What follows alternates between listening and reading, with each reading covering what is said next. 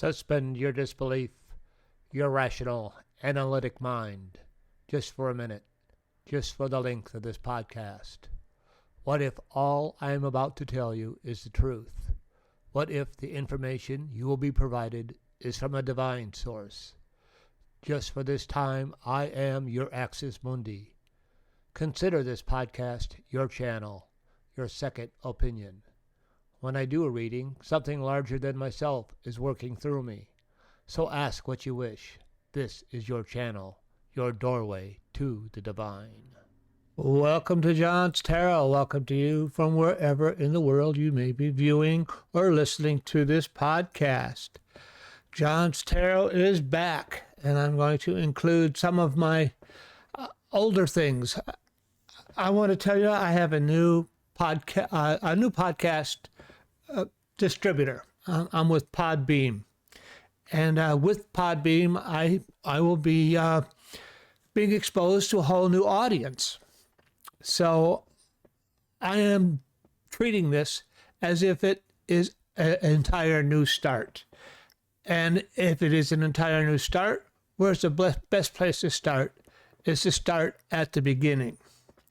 I had been doing this podcast for about 3 years. And I let it go at the end of the election. I really had a bad time with the election results and what happened with the election. That's my problem. And I've decided that with this new podcast, as I go forward, I am not going to talk about that certain individuals' choices or policies. My focus is going to be how to survive the next 4 years. How to survive. That's the most important thing. I'm going to talk a little bit about that. When I submitted this to the tarot and to the runes, they gave me an answer that my last 3 years, that has all been about completion of the beginning. So that's kind of how that is. That was the completion of the beginning of that. For this week, I have an interview with a fellow named Alec Crawford. He is the founder and CEO of Artificial Intelligent Risk, Inc. And we're going to talk a little bit about AI. At least we're going to listen to that interview. In the meantime, I'm going to talk a little bit about the subject of this podcast, which is going to be, like I said, how do we survive the next 4 years? Well, what do we need to know? I look at a couple of people on the internet, and they talk about the world is completely upset. The world is topsy-turvy, completely topsy-turvy, especially in regards to this last week and some of the cabinet selections. And my other person I listen to, Guiding Light Tarot, and she talks about the world order is breaking down. Now, I want to talk a little bit about that before I get into the interview. Oh, by the way, if you would like to be interviewed with John's Tarot, please send me a little email, and we'll go ahead and do that. You can contact me at john@johnstarot.net or john@johnstarot.com. Very simple, very easy. Or you can leave me a little message up on, I'll post this up on YouTube. My focus is not going to be as much on YouTube, although I'll post up there. My focus is going to be more about my new podcast people, the people listening to me on the podcast. And what I want to avoid is... What we've got here is failure to communicate. That's right. I don't want to have failure to communicate. I want to get through to people and get through to my podcast audience. So, in regards to the world being turned upside down and loss of trust with our trade partners and the changes that are going to be taking place with the new administration, first I want to say I personally am not going to be afraid. I mean, it's going to be difficult. It's definitely going to be an adjustment. I talked about a little bit of that last week, how that is going to be an adjustment and be a change. And what I suggested, and what has been suggested to me, is that I need to, darkness is going to surround us.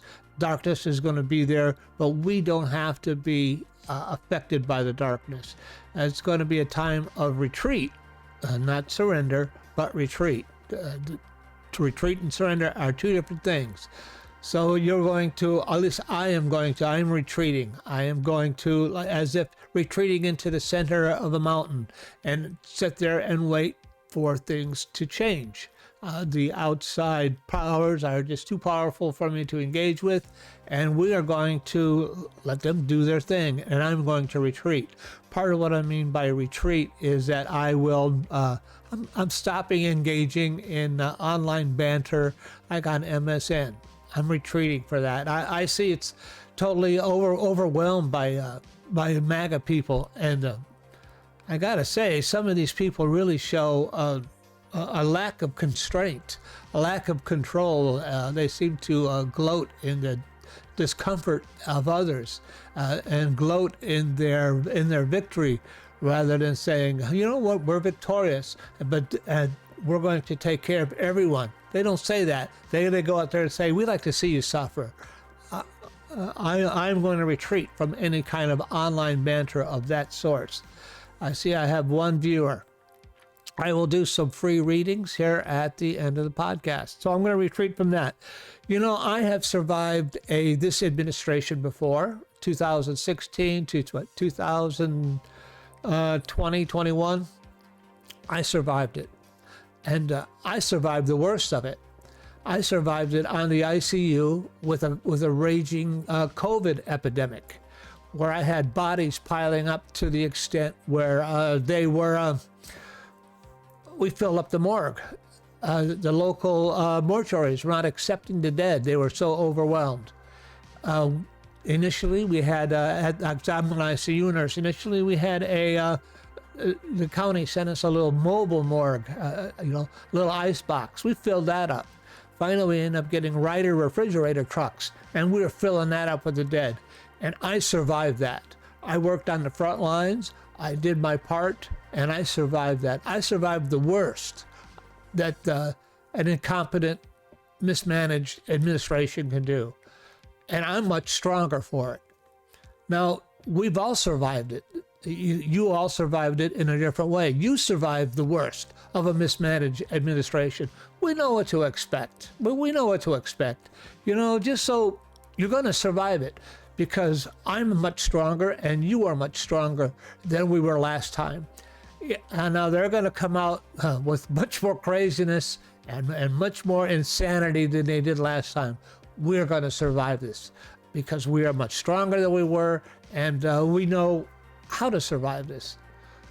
I also talked about last week how I talked to one of my friends on one of my nurse friends. He says, I'm not going to so much engage in all that stuff as, whenever these guys come into power, I'm going to go ahead and make some money. And so this week we're engaged in a little bit of Bitcoin. He got me started I had some Bitcoin anyway, but crypto, let's just put it that way. I think I bought some XRP, and we'll see what that does. And my Bitcoin, I think I initially had about $200 worth in there. And I never put much money in there in 2022. Now it's worth $3,000. So I'm experimenting a little bit with that. But for people just looking how to get ahead during this administration, I think we just need to stop and take a look. Stop and take a look at some of these people he's bringing in. He's bringing in these millionaires, billionaires, not just millionaires, billionaires into his administration. Take a look at these billionaires. What companies do they own? And you could pretty much expect with what the style of human being these guys are, that these companies are going to be favored in any type of laws or any type of financial remuneration. These guys are going to be supporting their companies. So as he's bringing in these billionaires, take a look at what companies they own, what companies they're invested in, and these would probably be a safe investment, at least for the next year or so. You know, these are going to be Tesla is an obvious one. I bought some Tesla. So we're going to make some money during this period of time while we kick back and don't get too engaged in all the negativity that's going to surround us. Or just going to kick back and we're going to watch objectively. And when we see an opportunity, when I see an opportunity, as I'm explaining some simple opportunities for you that you might consider, I'm not a stockbroker. I'm terrible at stocks. I'm a tarot reader and a healer. And so I'm just doing, these are the things I'm looking at personally. What you can do, what you think is best for yourself. Do what's best for what you think is best for you and your family. And let's see here. What else do I have to talk about? So we're going to come out of this on top. We're going to come out of this stronger than we went into it, just like we did last time. I just hope that we don't have another experience like we had last time, which was a pretty terrible experience. So I'm going to move over to the interview with Alec Crawford. Alec Crawford is a CEO of Artificial Intelligence Risk Incorporated, which is a leader in generative AI compliance and cybersecurity software. He has been recognized, and his company has been recognized as the best buy-side AI platform or tool by Water Technologies 2024 buy-side technologies, and he was awarded. His company was given an award by this water technology, and he says we are truly honored to be recognized by Water Technology as 2024's best buy-side AI platform for compliance. This recognition adds to our #1 ranking for cybersecurity in Gen AI earlier this year. AI compliance and cybersecurity are critical for using Gen AI safety, not just in finance, but across all organizations. And he was kind enough to give me about 20 minutes of his time. This was before I shut down the old JohnsTarot. And I'm going to go ahead and play the interview I did with Mr. Crawford. He was very nice, very kind. And since this is a new audience I'll be playing with, I do have some old. I have at the end of the old JohnsTarot, I was doing interviews. So I have some other interviews I'm going to replay in the future while I continue to look for new interviews. So let's move over to my interview with Mr. Crawford. I want to welcome Alec Crawford to JohnsTarot. Alec is a artificial intelligence expert and a CEO of a software company, and he's been nice enough to offer me a few minutes of his time today for an interview on JohnsTarot. How you doing, Alec? I'm doing great, John. Great to see you and great to be on the show. I've got two friends who are actually very one family member, one friend who are very interested in tarot, by the way. Well, have them send me an email and tell them about the show, and I'll be glad to get together with them. Absolutely. I've been covering AI for about the last 2 years, about a story or two every year, and I have been stunned by how fast it's progressed in that short a time. I've seen technologies take off before, but this has taken way off. I just read a book by Ray Kurzweil about the singularity. Yeah. And you too. And he talks about compute times. I mean, we've kind of maxed out. We're reaching the max on what the hardware can do, but the compute cycles are getting cheaper and cheaper every year. What can we expect with the advancement of AI right now, as far as its growth? Yeah, I think I think there are two things going on. It's the hardware and the software, right? And I think that while Moore's law may have been compromised to some degree, right? I think that what's happening is you look at the Elon Musk, gigacomputer, right? You've got just massive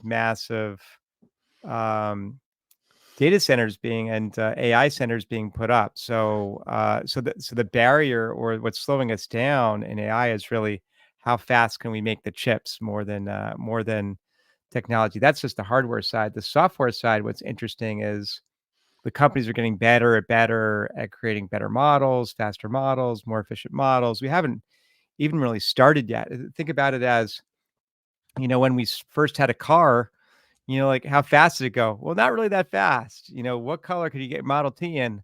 Well, you can get any color you want as long as it's black, right? So that's kind of where we are in AI, and it's just going to accelerate from here.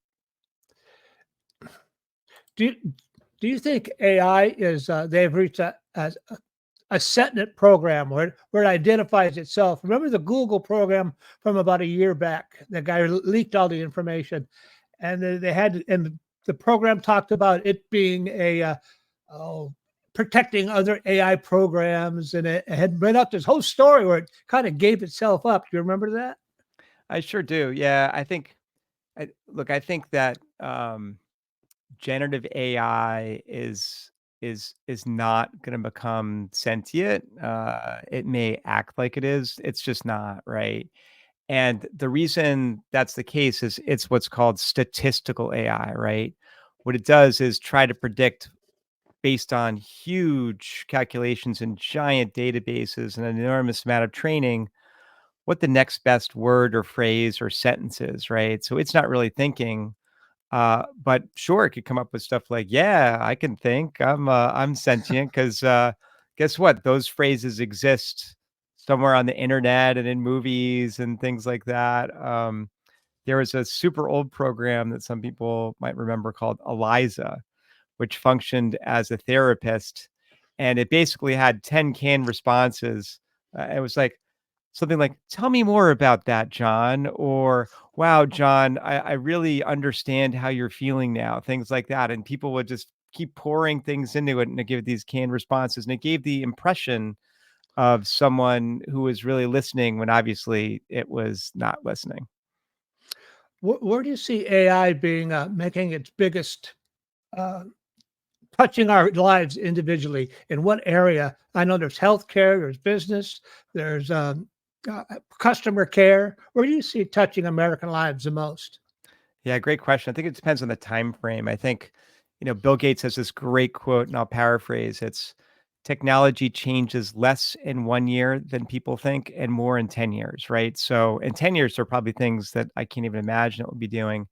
In 1 year, I think it's still going to be mostly mundane stuff like, hey, it can record a meeting for you and transcribe it and summarize it. It'll cut the blanks out of your podcasts, when you're feeding when you're doing post production, things like that. I think once we get, a year or two from now and adoption increases, I think initially it's going to really be able to take away the mundane parts of people's jobs to be like, oh my God, I've got to reconcile these books with that set of books, and I'm off by $112, right? Well, AI is going to be able to fix things like that very quickly. And I do think we need to be careful, right? What I advocate for is things like that, or really co-pilots for people to help them do their jobs better and to kind of help avoid doing things they don't really like doing in their job, right? That aren't fun. And that lets us do kind of the fun and creative things or strategic planning. And what I'd like to avoid is a situation where people are just simply being replaced in their jobs. Like that's not great. Like I don't want to see 14% unemployment because of AI. That doesn't sound like a great outcome. During we just had a big, it was coming out of this pandemic, and I was reading Kurzweil's book. He indicated that the serum, the vaccine, actually came out of AI, and that they took a artificial physiology program, and it kept Hmm. on plugging different vaccine models into it, and Hmm. it came up with a 6 or 7 vaccines to be able to try within 48 hours. Whereas if we were to do it the old way, individually, one at a time, it would have took a year or two. How do you see it affecting our medical care? Yeah, and I mean, I think there's already some incredible stuff going on in medical care, and we're just at the top of the first inning. So a couple examples. One example is if you go to my podcast, which is called AI Risk Reward, and you listen to the episode with Brigham Hyde, who's the CEO of Atropos Health.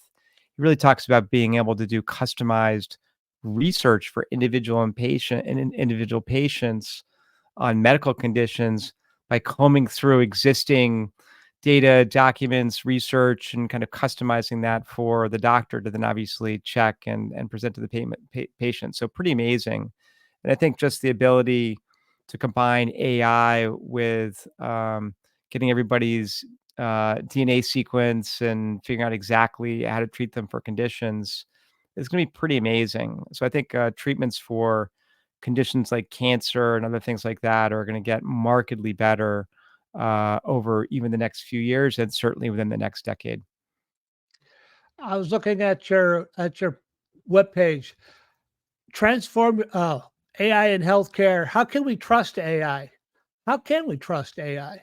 Yeah, no, that's a great question. I think, I'm still in the trust but verify category for AI, right? I think you want as Ronald Reagan used to say with the Russians, right? You want to look at what they're doing. You want a human in the loop to verify things. You want to check the source.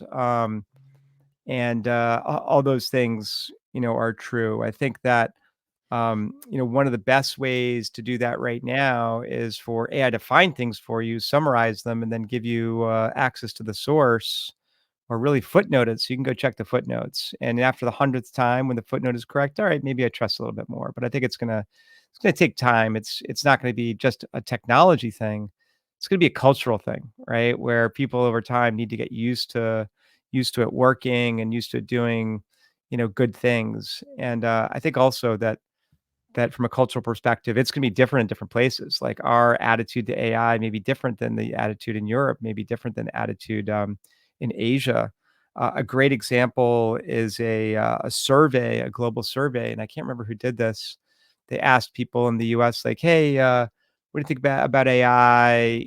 How risky is it?" And, I don't know, more than half of people said, "Oh, AI is risky." They did the same thing in Japan because they have so many robots there, and they're so used to robots and AI and their culture. Only 25% of people said, "Hey, I'm worried about AI." So it's going to be very different from country to country, and people may not be thinking so much about that. I'm not so much worried about AI, but I do think uh, it it's worth watching, keeping a close eye on it. Oh, absolutely. And also, one of the things that I've started telling people is, you know what AI is? AI is a marketing term, right? Like, there are all kinds of different things. None of them are really intelligent right now, by the way, right? So you've got machine learning models, you've got robotic process automation, you've got visual learning, and then you've got what everybody's so excited about today, which is generative AI, like large language models, but also visual things to create images. There are dozens and dozens of things. None of them are actually intelligent right now. They're all basically statistical tools. They may seem magical if you don't really understand how they work. It's not magic. It's not intelligent. It's a computer still. I don't know if you've been into the airport lately, but I just got back from a trip, and you put in it's all facial recognition, and it's getting that way throughout the world. I just got back from Asia. You slide in your passport, and it's doing facial recognition. That's an AI program, isn't it? Yeah, absolutely. There's a lot of different things that do that, and super interesting. But one of the things that so Europe, their new AI law, and I focus a lot on what are the rules, what are the regulations around Mhm. AI, how do you comply with that, in my business at AI Risk Inc.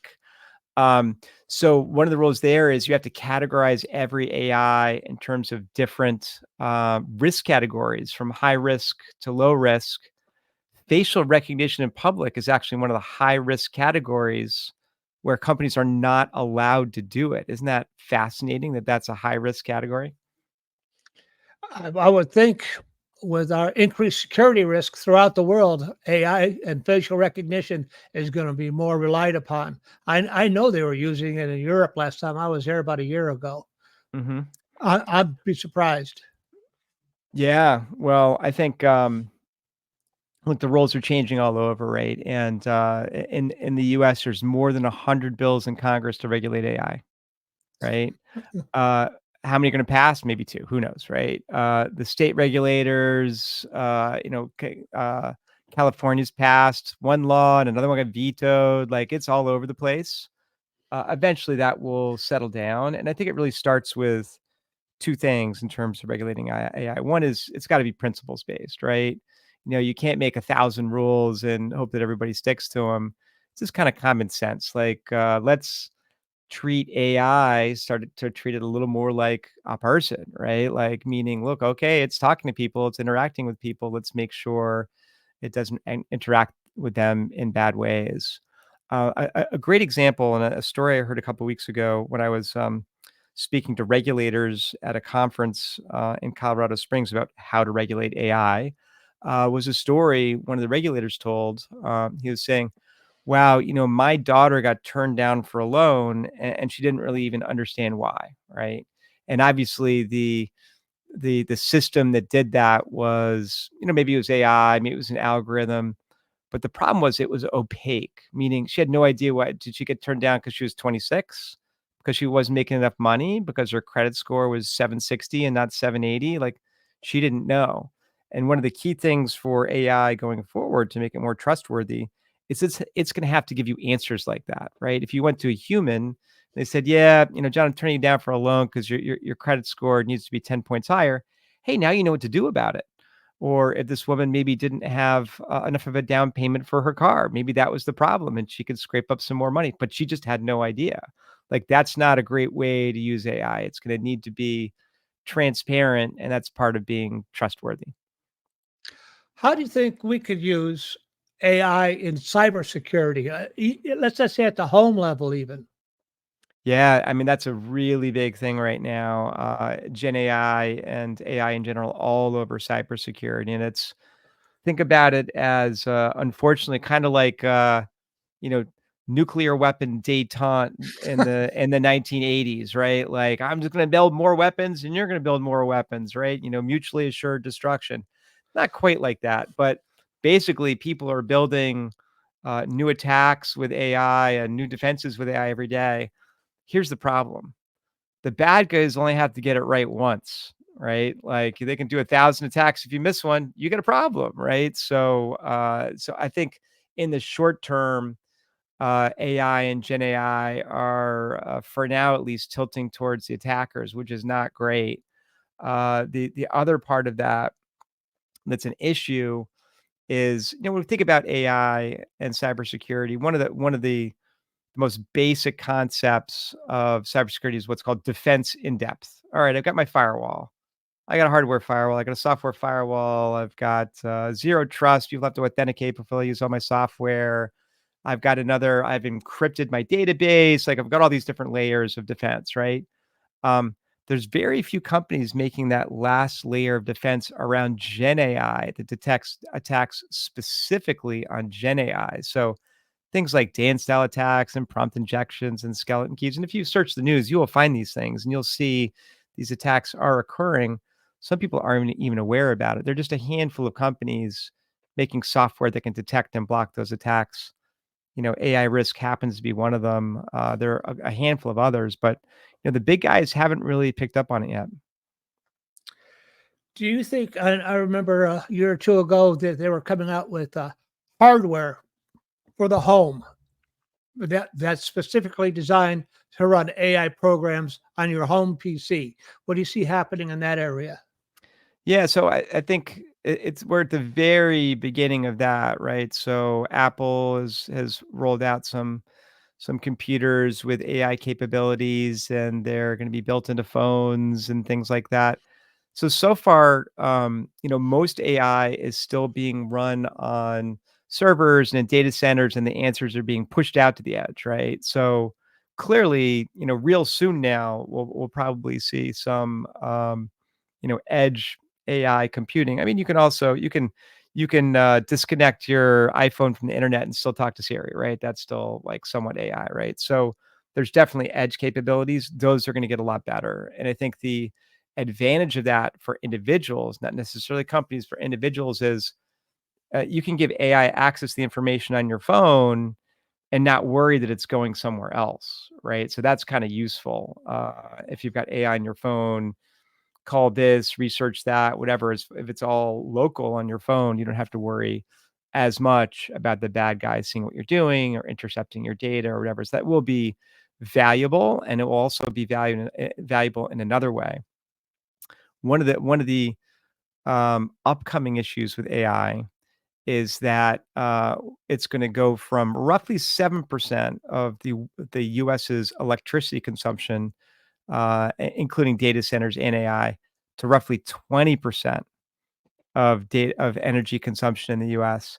So almost tripling over. And the experts disagree over exactly how much time. Is that 6 years? Is that 8 years? Is it 5 years? I don't really know. What I'm highly confident of is it's going up, right? And it's going up a lot. And that's why you're seeing things like literally they're planning to reopen 3 Mile Island nuclear plant to power AI. Like when that happens, there's something going on, demand for power. Um, and what's interesting to me about that is no one has spent, or very few people, other than a handful of them, I happen to be one of them, have thought about like, oh, how do we make AI more efficient? Or when you're using AI, how do you switch back and forth between models and data centers and just consume less electricity? Because that's kind of like step one, right? Step one is just consume less. Step two is figure out how to, offset your greenhouse gas emissions or whatever else you're doing as a big company for the environment. We're already griping about powering electric cars, and we're going to add a 20% load on the power grid to that. And Yeah. so we're going to have to come up with some better methods of power generation. Yeah, well, these new nuclear reactors, new generation nuclear reactors are pretty cool. They be really small. They're very safe. They don't melt down. I did an episode on my Stay Sustainable podcast with Patrick White, who is a nuclear engineer who talked a lot about those new types of power plants for those that are interested. I've been reading a little bit about it on the internet, on the news channels, and they're just talking about smaller nuclear reactors. Now we'll see what happens. We're running up into 19 minutes and 30 Yeah, seconds. I'm going to yeah. let you go. I know you have a busy schedule today. I Well, want to John, thank you. thank you, John. I want to thank you for appearing with me and give me a little bit of your time. Your company is AI Risk Inc. That's right. Yep, you can find us on the website is AIC Risk Inc. or the full name Artificial Intelligence Risk Inc. on LinkedIn. Absolutely, a lot of educational stuff there, videos on YouTube, all kinds of cool stuff, and the two And I podcasts I mentioned earlier. see I got your podcast. I'll list that as a link to the Awesome, interview as well. I thank you so much for giving me a little bit of your time today, Alec. I hope you have a great day. great. Thank you, John. All right, bye-bye. Bye bye. Well, that was my interview with Alec Crawford on AI. I hope you enjoyed the interview. I'm here to do some free readings if somebody would like a free reading. In the meantime, why don't I ask a question for the week? How do with all the turmoil that's been, I don't know if there's really that much turmoil. I say this turmoil being raised by the incoming administration. Quite frankly, they're not in power yet. So how can they be creating so much turmoil? Or maybe it's just the news stations I watch. It's the echo chambers I'm in. So how do we avoid the turmoil of the new administration for this week? Because I'm not going to go beyond a week at a time. Let's shuffle the deck. How do we avoid the turmoil of the incoming administration? That's a pretty good question, I think. For this week, for 1 week. For this week, what advice does the tarot have about avoiding the turmoil of the incoming administration? Like I said, they're not even in power yet. How can they be creating turmoil? We're going to have to wait and see. I do make one comment, and that is everybody's, if I look at MSN, they come out with all kinds of fear-mongering. And if I look at Fox, they have their own. And I want to say this. Do not listen to what they say. Watch what they do. Don't be so much focused on what people say about the administration. Let's see what they do. Don't be concerned about what the administration is saying, because a lot of the stuff about tariffs and all that could just be bluff and bluster. look at what they do. So we got to give them. We have to give them a little. Although I have a feeling I have a good idea what they're going to do, but let's wait and see. It's not what they say; it's what they do. So for this week, how can we avoid the turmoil of the media circus around the new administration? That's a better way to put it. How do we avoid the turmoil around the media circus of the new administration? And first card, 9 of Rods. How appropriate. Second card, 3 of Cups. Oh, okay. I like that one too, actually. And the third card, I'm just going to do a simple 3 card, Ace of Swords. And we'll draw some runes, put some runes on that as well. Odin, Freya, please help guide this reading. How do we avoid the turmoil of the new administration? From the media circus, how do we avoid the turmoil of the media circus of the new administration? 9 of Rods, 3 of Cups, Ace of Swords. And that is the rune called Iwaz. Second rune, 3 for the 3 of Cups. Came right in my hand. And this is called Langus. I knew that one. Or Langu. I call it Langus. And the third rune for the Ace of Swords. No, Tiwaz. So what I'm doing here is I have a bag of runes. I just shake the bag and I pull out individual runes. 9 of Rods talks about, that's the veteran. It talks about, we've seen this before, we've been there before, we know what's coming. We do consider our country to be an important issue. We consider the politics to be an important issue. And it's worth something to defend. Our rights, our concepts, our freedoms, that is worth defending. That is the 9 of Rods. And that's kind of how we feel about it. It's worth defending. As we move forward, Iwas, we need to move. We've always done this in a way that it has to do with movement, the movement of a horse. The horse is a noble beast. It's a noble animal. And the runes are asking us to defend these rights, defend these concepts, defend this Constitution in a noble way, and not to succumb to some of the low means that I see on the internet today. MAGA really likes to hit low, and not to succumb to that low means, but to defend your rights and defend your ideals in a noble fashion, and that's how you should move forward. The 3 of Cups, it asks us, that's mind, body, and spirit. The 3 people there. And it asks you then to, engage in some meditation, some prayer, and to get yourself centered, mind, body, and spirit, and get those 3 things together as one, and not to be so easily shook up by the things we read and we see on the media. And remember, Langus has to do with oceans and tides. So this administration will roll in, it'll roll out. And I think I talked about that earlier. It'll roll in, it'll roll out. We need to remain centered for this week. And, as you look at the stuff that's coming in on the media, one topic rolls in and then it rolls out. Remain centered, mind, body, and spirit. Remain centered within yourself as these topics roll in and roll out. Don't be affected by the media. Don't engage in the media. And then the Ace of Swords. Truth will out. So no matter what is going to happen, it's really funny the way the Ace of Swords and then Tiwaz, the warrior rune, is right underneath it. That no matter what happens, no matter what you hear, truth will win out.